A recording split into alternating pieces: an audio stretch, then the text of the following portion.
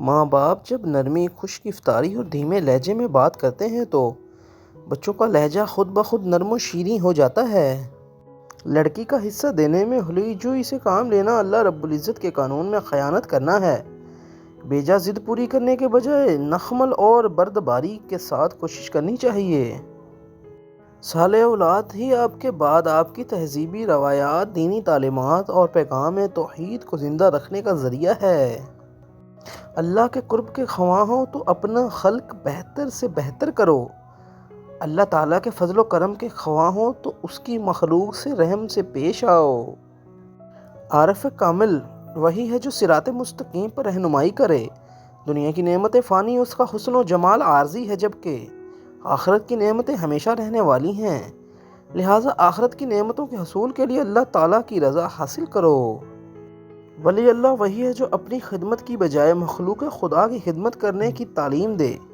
اچھی صحت سے اچھے نتائج پیدا ہو ہی جاتے ہیں۔ گناہوں سے توبہ کرنے میں دیر ہرگز نہ کرو۔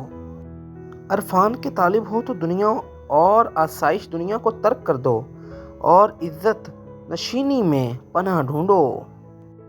اگر رحمان کی قربت چاہتے ہو تو رحمان کی عادات و صفات کو پکڑو، اور رحمان کی صفت یہ ہے کہ مخلوق کی خدمت کرو۔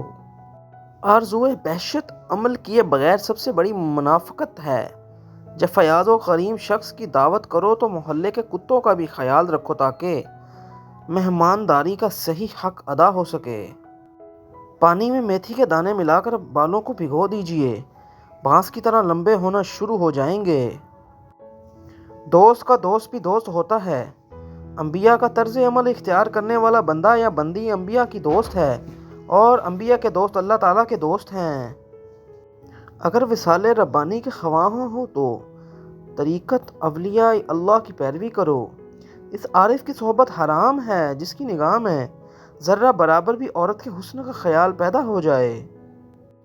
موت ایک ایسا پل ہے جس سے گزر کر ہی دوست دوست سے ملتا ہے۔ جو تمہارے سامنے دوسرے کی عیب جوئی اور غیبت کرے وہ یقیناً دوسرے کے سامنے تمہاری بھی خوب غیبت اور تمہیں برا کہتا ہوگا۔